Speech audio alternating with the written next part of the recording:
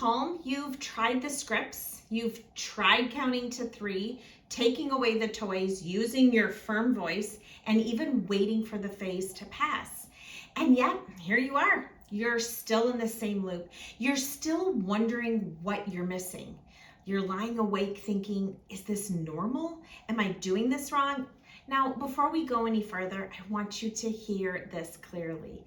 Nothing is broken, not you and not your child. You've just been missing one piece. And once you see it, you won't be able to unsee it. I'm Gretchen. I'm a former early childhood educator with a master's degree and over 25 years of experience working with young children and families. And what I've seen over and over again is this.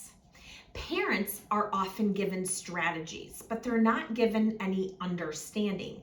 So when the strategy that they've been given stops working, they assume that they failed.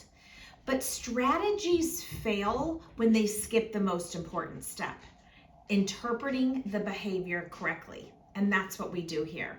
If you have a 1, 2, 3, or 4-year-old right now, you're probably seeing some version of this.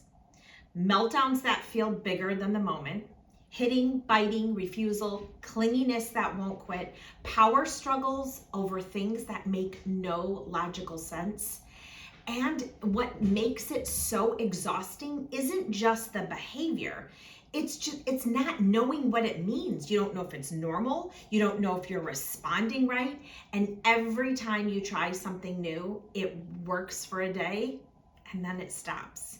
That's not a parenting failure. That's what happens when you're handed scripts and advice without a lens. Now, here's the shift. Your toddler is actually not giving you a hard time on purpose. They're actually having one.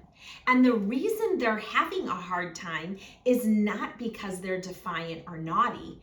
It's because there's a missing skill. Now, more specifically, there's a skill that is still under construction. I'd like you to picture your child's brain like a giant parking lot. When your baby is born, that lot is wide open. There are no lines, there are no parking spots. Over time, through repetition, connection, play, and experiences, parking spots start to get built. Lines go up, spaces become visible, and each spot represents a can-do skill. Things like emotional regulation, frustration tolerance, impulse control, flexibility. Now, I'd like you to think of each behavior as a car.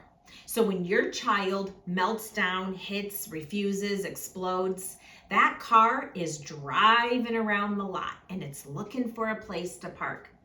Now, if that spot isn't built yet, which when they're little and toddlers, it's not, the car doesn't just disappear. It just keeps circling the lot because it doesn't know where to park, not because your child is trying to be difficult. That's why the same behavior repeats itself, not because they aren't listening, but because the route to the spot hasn't been paved yet.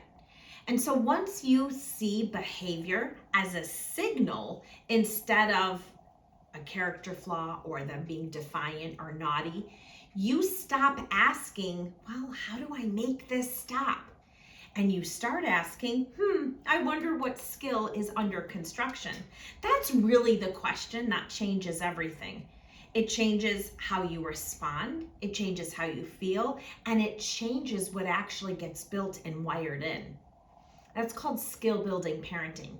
That's the lens of this channel. Not bracing for behavior, not waiting to see what's going to happen next, but building. It's the shift that makes something click. So stay with me. In the next video, I will show you how to change the glasses that most of us were handed about toddler behavior and what happens when you actually change the glasses and you begin to see it clearly. Thanks for being here.